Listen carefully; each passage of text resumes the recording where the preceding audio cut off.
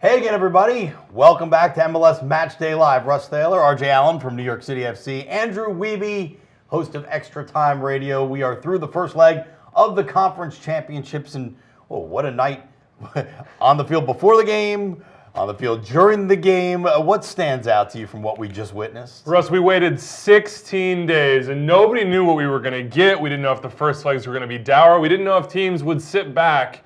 Then we waited for paint to dry, literally, to start the night. And in the end, we got incredible action. 8 goals, away goals, goals from big-time players, assists from big-time players, some controversial moments. For me, this is what the playoffs are supposed to be, and I'm a little bit tired. It's late, but I'm just excited. I'm still buzzing, so a wonderful night. What's the lesson learned in all of this? Yeah, well, for me, I think the home field advantage is going to play a big part. Obviously, the road goals are something to really look at. Both teams got away goals. And, it's going to be a very interesting second leg, and it's something to be excited about. Yeah, we're set up for big stuff in the coming days. First, though, what just happened? We'll start in the Western Conference with a game I know a lot of you just watched out in Seattle. In a game that started off differently, I think, than anyone would have thought. Colorado looking good on the ball. Colorado scoring the first goal. Yeah, we thought they would sit back, but Pablo knows the importance of away goals, and they got one very early on. Ngashi, I think all of us said, hey, he's not going to play in this game. His ankle had been so iffy leading up to this moment, and then he provides a moment here with that dummy to open up Kevin Doyle. And yes, there's a deflection there. Yes, it's not the prettiest of goals. They don't care. It's an away goal, but what a play without touching the ball from Ngashi. But they didn't hold on to the lead. And while that's not a dire circumstance for Colorado, that's an issue for them because the tide turned. How important is it for a team to react quickly to maybe an unforeseen circumstance like Colorado coming at you if you're Seattle? Absolutely. I thought Seattle had a great response. Obviously, in front of their home crowd, it kind of took the wind out of their sails a little bit 10 minutes after the goal, but I thought they responded really well. Obviously, for them to get that goal there, Morris really coming through and finishing off the play there. Boy, so close. So close to being offside, but he times the run perfectly. His best friend on the team rolled on with the shot that opens him up, and this is what we've seen from Jordan Morris the second half of the year. He's come through in big moments when it's mattered, and he did it here. Another guy we thought might not play because of injury. Schmetzer rolls the dice, comes up bell for him. A guy we knew wasn't going to play because of injury is Tim Howard, so all eyes were really on Zach McMath. How do you think he performed in goal for Colorado? Yeah, I thought Zach performed really well. A bit unfortunate not to get that first hand to the first goal there, but overall, I thought he had some big saves. Here we see him coming up with a good diving save to his right, and then I thought on the other one, he reacted really well to parry this around the post. Valdez, unlucky. You figure he gets another goal in these playoffs, but we knew that it wouldn't be McMath that would be the difference, or at least I knew. I knew he could step in and do this. He'd done it earlier in the year. It comes down to the attack, and all it takes is that one. They're set up perfectly to go back home. The one thing, if you're Pablo Mastroeni, the one thing if you're the Rapids, you look at and say, why, oh why did we do this, that Mark Burch penalty? Yeah, and it's Nicholas Lodeiro. I mean, the guy who has wreaked havoc on this league in a very short amount of time, draws the penalty from Mark Burch. Right here is where it is. You just can't leave your feet in there. You have to step away. It's not in a dangerous position. Lodeiro's going away from goal, and then he does what he does, right down the middle. McMath goes the wrong way, and there's the goal. 4 goals this playoffs. That's a record for the Sounders all time. That tells you a little bit about what their history in the playoffs has been like. Yeah, amazing that a guy is in his first season and not even a full season, in his first playoff season for the Sounders, now has the all-time lead for them. Yeah, like we said, full credit to Lodeiro stepping in there, really stepped up, and he had a great performance tonight. Did really well for the Sounders. All right, guys, let's turn our attention now to leg 2 of the Western Conference Championship.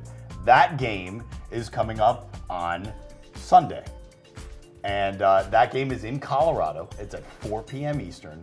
It's on ESPN. And Seattle goes in with a 2-1 advantage. For Colorado, what kind of tact do you take in that game? The exact same tact you've been taking all year long. All it takes is 1-0. That's all it takes. Yeah. You got your away goal, so you set yourself up for the result that you wanted to get anyway at home, which is 1-0. So for the Rapids, I don't think anything changes.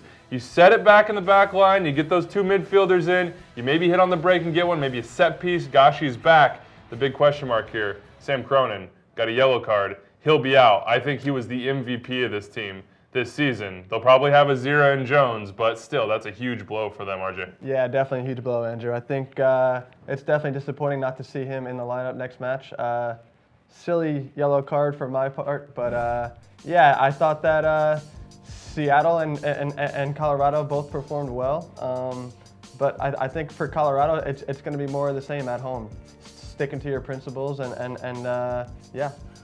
For Seattle, they go in with a 2-1 advantage, but Colorado has the away goal. It's not in their DNA to sit back and try to defend all game. So how do you suppose Seattle steps up in this one? And that's where Jordan Morris comes in, right? You're looking at the counterattack. You're looking at somebody who can create something out of nothing. Nicholas Lodeiro is liable to score a goal on his own without even getting a sniff. I mean, we saw late on, he nearly scores on that little looping ball over the left side, and that was a bad giveaway by Schuberg, but he finds himself in those positions where he can beat you with one touch and score. So for Seattle, I think you feel very confident about the result you got here. You think that if you go to Seattle, you're going to get a away goal because you're going to have Jordan Morris, you're going to have Jovan Jones firing, Nelson Valdez unlucky not to score in this game, and Lodeiro. It all comes down to Lodeiro. He has transformed this club in the second half of the year from one that we thought was dead in the water to one that's looking at possibly hosting MLS Cup. If Montreal go through, they're going to be at Central League Field with a chance to lift the cup. That's incredible. That's just incredible. Yeah, some motivation there. I know originally you thought Colorado was going to advance through this. How do you feel now after seeing the first leg? Yeah, I think Colorado has everything to play for still. I think they still need to be confident. Obviously, that road goal is going to pay big dividends, and we'll see what it's going to be like, what it's going to shape up like come leg 2. All right, leg 2 of the Western Conference Championship. Once again, Sunday afternoon, 4 p.m. Eastern. That game is on ESPN. Let's turn our attention to the East, where the night began in, I mean, how else do you say it, but bizarre fashion at Olympic Stadium. Sold out crowd, everybody's in there, except something is awry on the field. A little bit of miss. The 18-yard box wasn't wide enough. No, this is the MVP of the night right here, right? The guy with the paint can. I mean, this is something I've frankly never seen.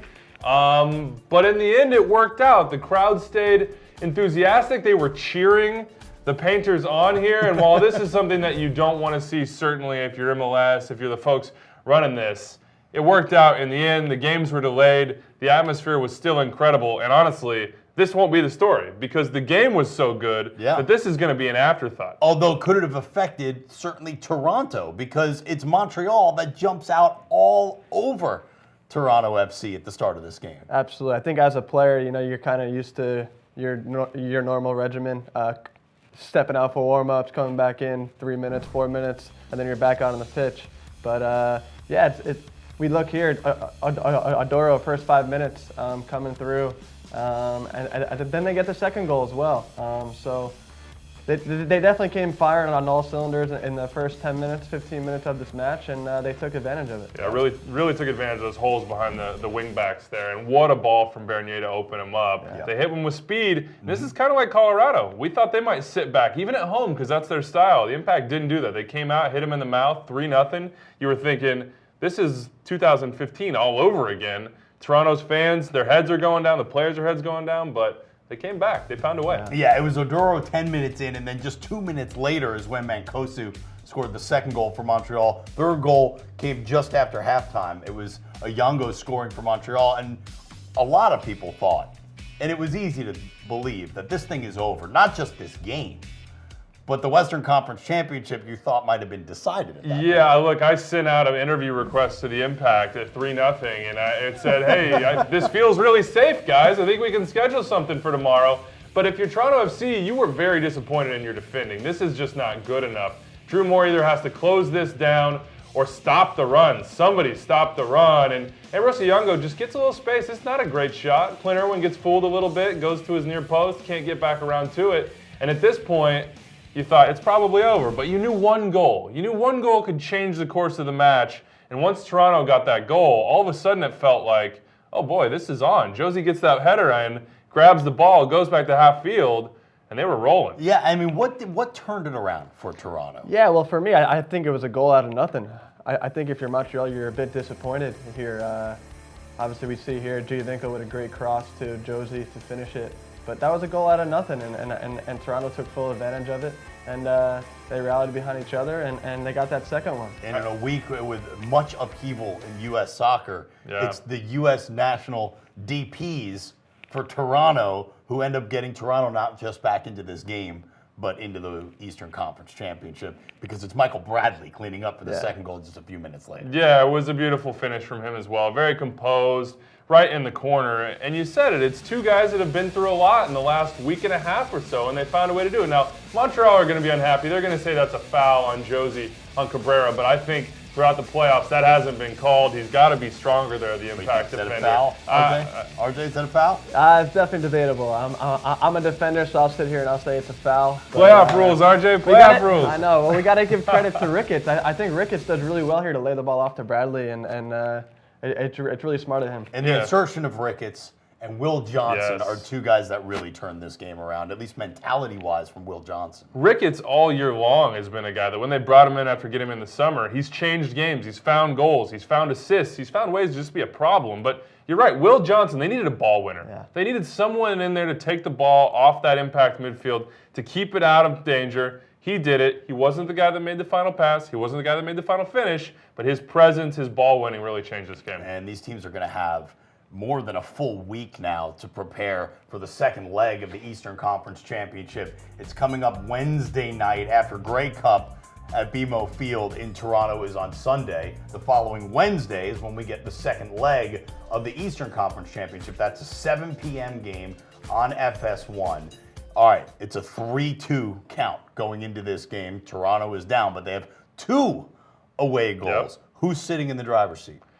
Oh, man, I think right now they're fighting over the driver's seat. Nobody wants shotgun at this point. I think Montreal are still in the driver's seat, ultimately, because all it takes is one goal from them away to make it 2 goals, and then you've got Toronto push, and then you've got an opportunity to get in behind them again. And we saw how effective they were tonight using that speed. Oduro, Piatti, even Mancosu. So if they can get an early lead and force Toronto out of a shell and up the field, I think they have an opportunity to get 2, and then it's 2-2 on away goals, and anything goes. But the more I talk myself into this, and the more I look at RJ, I'm thinking he's going to say Toronto here, because those 2 away goals are huge. Yeah, I think, well, Toronto's really good at home, right? Obviously, I experienced that as a player. That place is going to be buzzing. And I think, like you said, the first goal in both matches is going to be massively critical and really important for both teams. Toronto likes to play 3 in the back. The way they line up, will it end up looking more like 5 in the back to start the game? Yeah, I bring those think you wingers said back. it. There's probably going to be defense first, at least to start, because you don't want to have this same start as it was tonight. You can't let them get a goal, the impact 10 minutes in, and change the course of the game. If they get that goal, all of a sudden they're going to start feeling it, and they're going to bunker back again on you. And you saw it be difficult for Toronto to break that down tonight. So first goal will set the tone.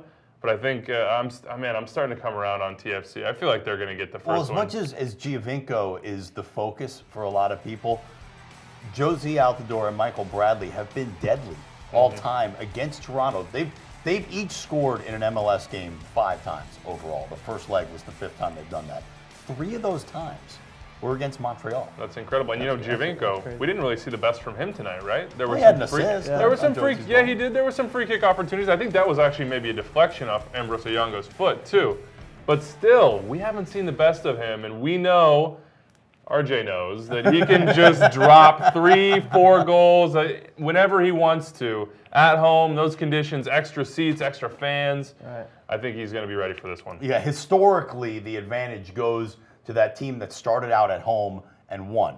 Both teams in the East and the West won their home legs in the conference championships. 6 of the 8 since the playoff changes in 2012 have moved on to MLS Cup. So the teams that were at home in the first leg in Seattle and in Montreal traditionally would have the advantage here. Yet it seems to be the consensus that maybe the higher seeded home teams in the second leg have the advantage here. Yeah, I guess we'll find out really soon, right? I think home field will play a big part. That's my opinion.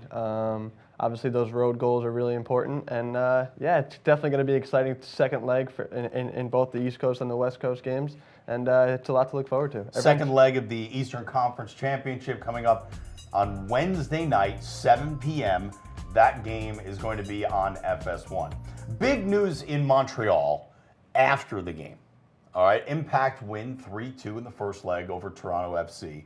But they told all the fans at Olympic Stadium, hey, stick around. We have something happening after the game. And nobody knew what it was. Good thing they won, right? Yeah, it's a good thing they won. And you know what? And it's a good thing that Didier Drogba made an appearance at the end of the game. Not that we didn't think he would. But as it turns out, that was the last time Didier Drogba was going to be in a Montreal jersey playing at home. It was announced after the game that Drogba will be done with Montreal Impact after this season ends for this team. What kind of impact has Drogba left not only on Montreal, but Major League Soccer? First of all, I really like the pun there from you, Russ. But you saw what he did when he came on the field and when he was being subbed in. He kind of took a step back and he looked around and he really drank in that atmosphere and the fans and the reaction to them. And they were really whooping it up for him. At that point, they were still far ahead, by the way.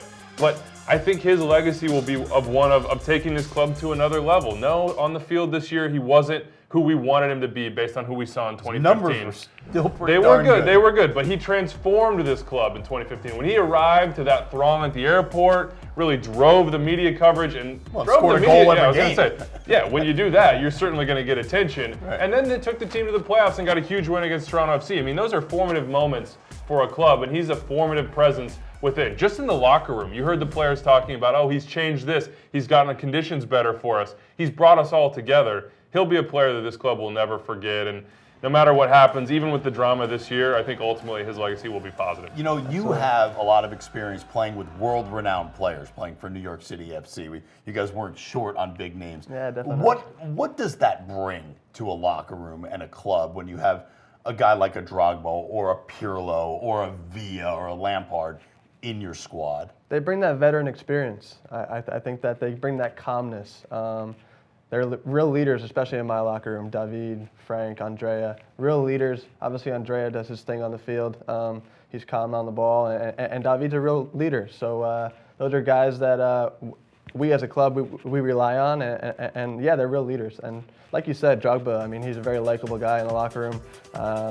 So yeah, he's definitely someone that, Montreal's going to rely on. I think he also set expectations, and he said, hey, they're here.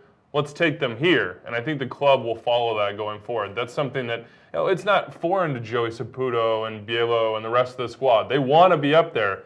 But Drogba came in and said, we're going there. Right. We're not going to wait around. We're going to be here, and they did it. And this season has been a very positive one for them, and obviously it still has yet to play out. The other thing I would add, and this is off the field with Drogba, and it's not just the arrival with all the fans because he came in as a legend in his own right, but he raised the conversation. He did. Not just by his play, but his antics on the field, and also by what happened at the end of this regular season. Let's not sugarcoat it. The whole, is Drogba done? Is he out? Is he mad? Then he shows up in D.C. and he's in the stands. Like, the whole thing just adds to the conversation, which is nothing but good when it comes to soccer in North America and for Major League Soccer, because it gets people talking.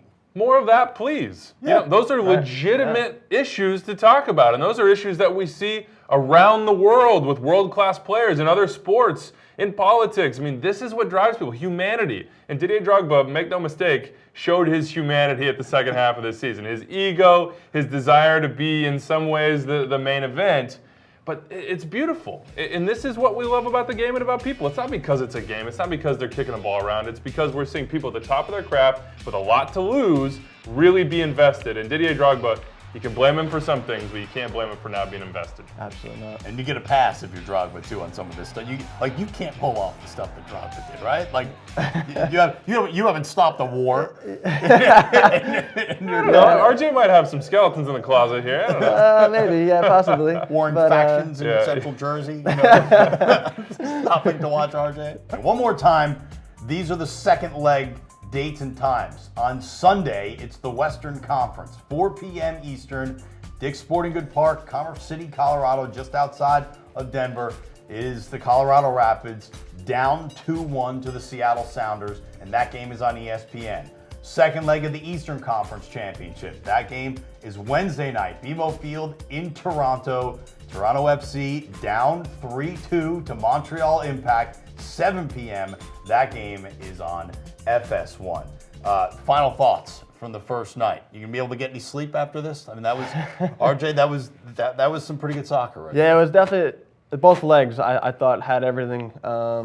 We had goals. Incredible attacking play, good chances created, some good saves from Zach McMath. Just overall, I think that in the second leg, every team has everything to play for. Yeah, it was worth the wait. It was worth the wait. We waited 16 days through a presidential election, Dos Acero death. I mean, San Jose, Jurgen Klinsmann leaving, and we got what we wanted. We got what we came for, and I'm excited because it sets us up for 2 really good games in the second legs, and then it sets us up for a great MLS Cup. Yeah. So we're on our way, 3 more games, and a champion will be crowned. Look, people worry about the lag time. That was your soccer shot of espresso right there.